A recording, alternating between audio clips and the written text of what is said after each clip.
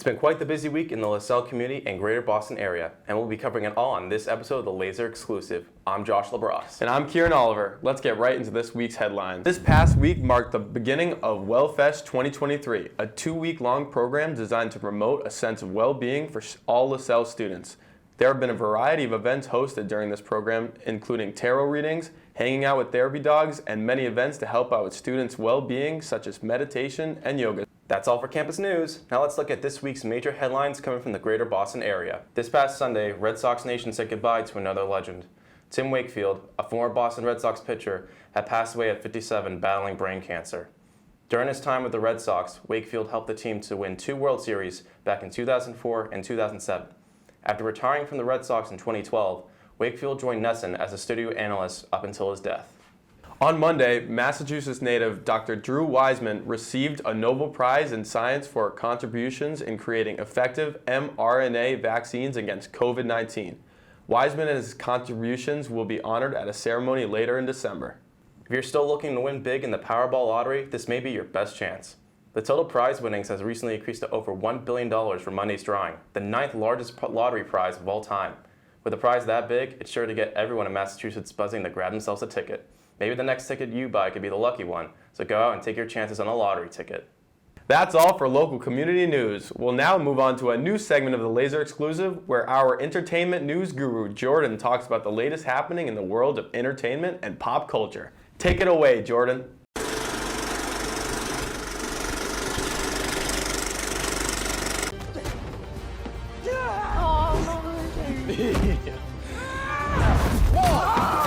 Yeah. Yes. We'll do that.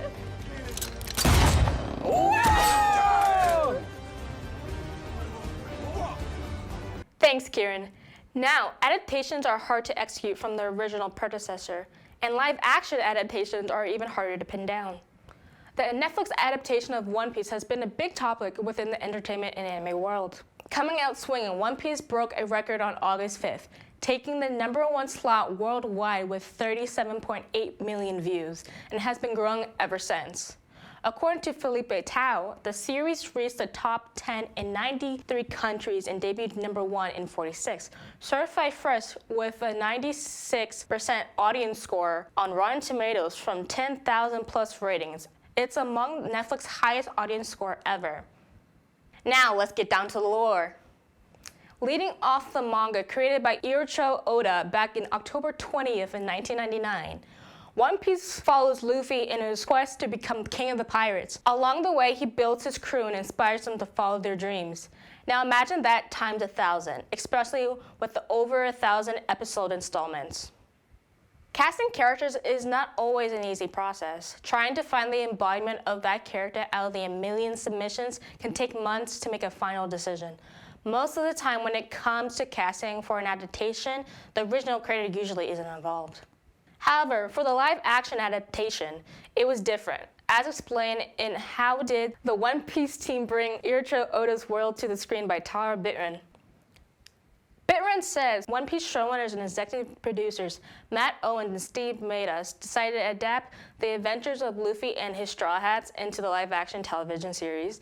They knew that the scrupulous attention to the detail of the world Oda created was only ways forward. Oda and his source material, his designs, that was always our North Star, said Owens. Using Oda's manga as the series' foundation left plenty of opportunity for the One Piece team to throw in Easter eggs for fans while bringing the story to a new medium, said Bittran. One cast member said, Matt Owens, our showrunner, he's a superfan. Who's better to make an adaptation than a superfan, said Skylar. This happens to be the actor who's playing Sanji. If you don't know what he looks like, just look on TikTok. There's so many of them. Meanwhile, I don't know what's more cut, those onions or Taz's abs. Are you an octopus? Because you occupy my thoughts. Why is there so many? Anyways, being announced during 2020, the popular anime came under speculation.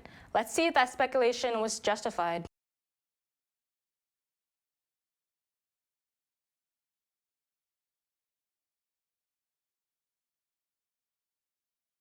meanwhile,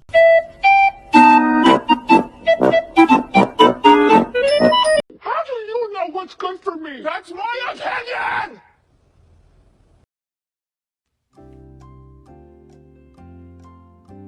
As you heard, there's been positive reviews and criticism that led to some viewers on the defense. Rotten Tomatoes has been a widely known platform for ratings, movies, and TV shows. Recently, the platform has been under speculation involving legitimacy. However, looking at the ratings, it doesn't look that far off from what the internet's saying and the big supportive outreach of word of mouth. While researching this, I learned that Tao's article acknowledged a certain video that was put out by Oda himself. I'm pretty sure it has something to do with adventure. I totally haven't seen it already, but if you haven't, it'll be in the link description below. This has been Exclusively Entertainment. I'm your host, Jordyn Baldon. Join us next time for Everything Entertainment. Back to you, Kieran. Thanks, Jordan. That's it for this week's episode of the Laser Exclusive. I'm Kieran Oliver. And I'm Josh LaBrosse. Join us next week for the biggest news stories around Lasell and the Boston area.